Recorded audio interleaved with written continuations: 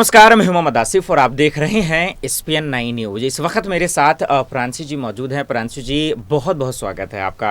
कल का दिन कितना खास है, क्योंकि कल 29 अगस्त है। कल का दिन कितना खास था उद्धव ठाकरे के लिए, शिवसेना के लिए, एकनाथ शिंदे के लिए।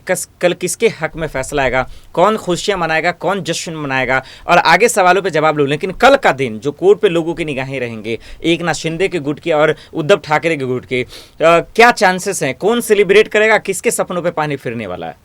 बहुत बहुत शुक्रिया आसिफ जी। जैसा कि आप कह रहे हैं कि महाराष्ट्र का जो दिन है, महाराष्ट्र में जो हम कल का दिन देखेंगे, वो वाकई में जिसके लिए हम सभी इंतजार कर रहे हैं, क्योंकि महाराष्ट्र की सियासत को हम बीते लंबे वक्त से देख रहे हैं, क्या कुछ वहाँ देखने को मिल रहा है। तो ऐसे में देखा जाए तो कल का दिन यहाँ पर हर किसी के लिए बेहद खास होने वाला है, जिन पार्टियों के बीच जंग छिड़ी हुई, खास करके उनके लिए, क्योंकि एक तरफ उद्धव ठाकरे हैं, दूसरी ही तरफ यहाँ पर एकनाथ शिंदे हैं। लेकिन एकनाथ शिंदे के पक्ष में फैसला आता है या फिर उनके पक्ष में नहीं आता है, ये झटके से कम नहीं माना जाएगा, ना सिर्फ उद्धव ठाकरे के लिए बल्कि बीजेपी के लिए भी, क्योंकि 29 अगस्त के दिन अब सुनवाई होगी। फाइनली अब कहीं लग रहा है कि शायद 29 अगस्त को अब न्यायाधीश अपना फैसला सुना दे, क्योंकि NV रमन जी जो यहाँ पर रिटायर हो चुके हैं, अब नए न्यायाधीश जो हैं अब वह यहाँ पर फैसला लेते हुए दिखाई देंगे। तो वाकई में कल का दिन बेहद खास है, और अगर इस नज़ारे को देखा जाए तो मुझे लगता है कि कल के दिन कुछ और बेहद अलग नज़ारा भी देखने को मिल सकता है, क्योंकि एकनाथ शिंदे का गुट नहीं चाहता था कि सुप्रीम कोर्ट तक ये बात पहुंचे,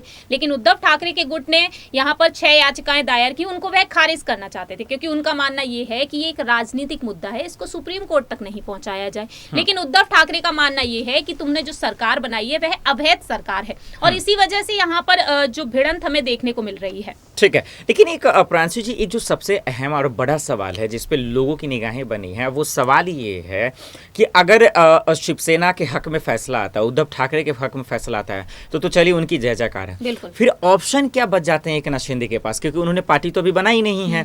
क्या बीजेपी में पूरे विधायक शामिल हो जाएंगे या फिर अपनी पार्टी अलग बनाएंगे? फिर उनके पास ऑप्शन क्या है और क्या एक्शन ले सकते हैं, क्या प्लान बना सकते हैं एकनाथ शिंदे?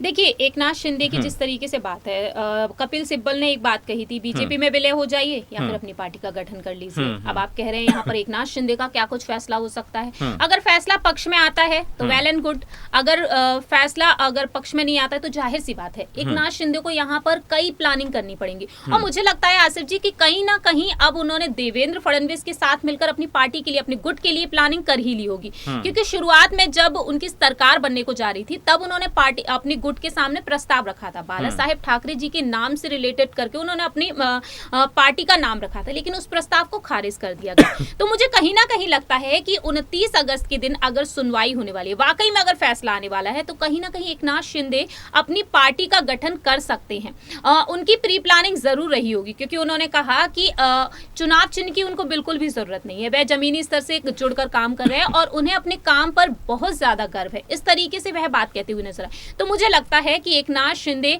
अगर हर एक चुनाव में जीत हासिल करना चाहते हैं, डंके की चोट पर जो वह ऐलान कर रहे हैं, उन ऐलान के बाद वह ये सब कुछ चाहते हैं, तो जाहिर सी बात है उनकी प्लानिंग प्लॉटिंग जरूर रही होगी और हमें वो प्लान्स बाद में जरूर नजर आएंगे। लेकिन एक सवाल ये भी है प्रांशु जी, जब उद्धव की कुर्सी चली गई, छीन ली गई, गिर गई उनकी सरकार, तो उसके बाद कहा गया कि एकनाथ शिंदे ने सही किया, शिवसेना के साथ जो उद्धव ठाकरे गलत कर रहे थे, हिंदुत्व के साथ खड़े नहीं हो रहे थे।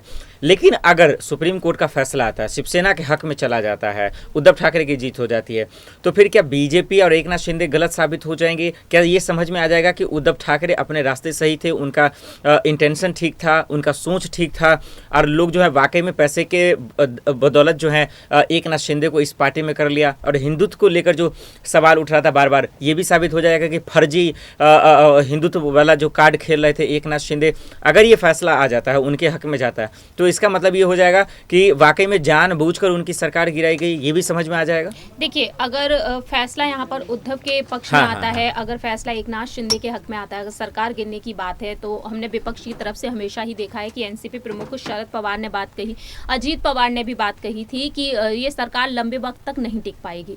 अजीत पवार ने तो ये तक कह दिया था कि देवेंद्र फडणवीस और एकनाथ शिंदे ही मालिक बनकर बैठे हैं, बाकी सब तो आराम फरमा रहे हैं। उन्होंने इसलिए कहा था क्योंकि मंत्रिमंडल का विस्तार काफी देरी से हुआ था और मंत्रिमंडल के विस्तार के चलते हमने काफी गहमा गहमी देखी थी, तो इसी वजह से देखने को मिल रहा था कि एकनाथ शिंदे की सरकार कहीं ना कहीं गिरती हुई नजर आ सकती है और अब भी गिरती हुई नजर आ सकती है, क्योंकि उनका जो गुट है, जो विधायक हैं, उनको मंत्री पद अगर नहीं मिलते हैं तो मातोश्री में वह वापसी कर सकते हैं। तो ऐसे में देखा जाए तो कई हद तक यहाँ पर चांसेस दिख रहे हैं कि शायद एकनाथ शिंदे के पक्ष में फैसला ना आकर उद्धव ठाकरे के पक्ष में फैसला आ सकता है। अब इस फैसले का तो खैर चलिए कल तक जो है इंतज़ार करना होगा, लेकिन इन बीच में हम सब देख रहे हैं कि एकनाथ शिंदे के बेटे भी आ रहे हैं मैदान में राजनीति के खेल में, वहीं उद्धव ठाकरे के बेटे की बात करें आदित्य ठाकरे भी आ रहे हैं। क्या अब इन लोगों की लड़ाई बेटे तक आ गई है? क्या वो संभाल पाएंगे मोर्चा को? क्योंकि उद्धव ठाकरे ज़्यादातर जो है आदित्य ठाकरे को ही सामने कर रहे हैं। इन लोगों के बीच की लड़ाई कैसे रहेगी? क्या ये लोग अपने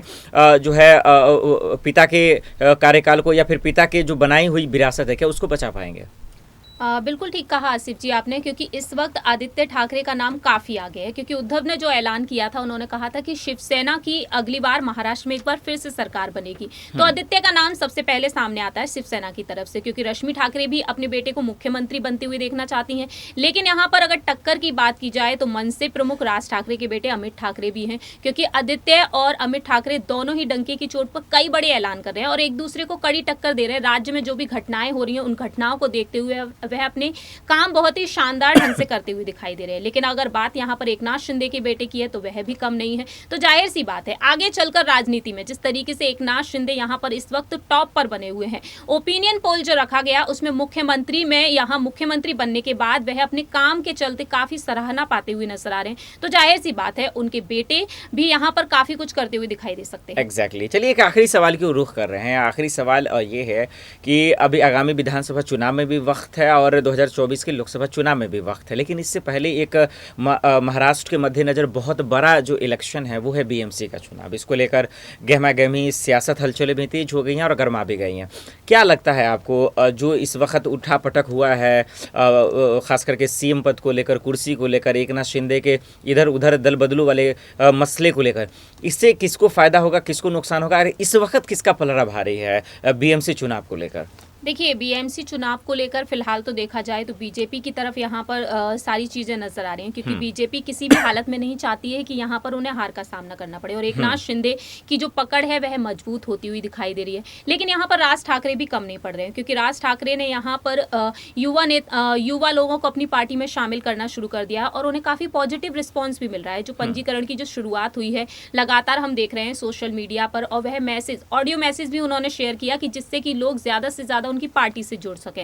तो फिलहाल देखा जाए उद्धव ठाकरे के गुट में हमें ये चीज नजर नहीं आ रही है, लेकिन उद्धव ठाकरे का गुट कमजोर पड़ता हुआ दिखाई दे रहा है। तो ऐसे में देखा जाए तो उद्धव के लिए चुनौतियां बन चुकी हैं यहाँ पर मनसे प्रमुख राज ठाकरे उनके लिए चुनौती बन चुके हैं और साथ ही साथ बीजेपी और एकनाथ शिंदे का गुट। चलिए बहुत बहुत शुक्रिया हमें इन तमाम सवालों का जवाब देने के लिए। वाकई में कल का दिन बेहद खास है और ख़ास तो तब हो जाएगा जब शिवसेना के हक में यानी उद्धव ठाकरे के हक में अगर फैसला आ जाएगा तो, क्योंकि वैसे ही उनके हाथ से कुर्सी चली गई है और उसके बाद से सिर्फ शिवसेना उनकी हो जाए, यही इस उम्मीद में वो सुप्रीम कोर्ट का दरवाज़ा खटखटा रहे हैं। देखना होगा कि कल आखिर फैसला क्या कुछ आता है। चलिए आज के लिए इतना ही, मुझे दीजिए इजाज़त और आप देख रहे हैं SPN न्यूज़। नमस्कार।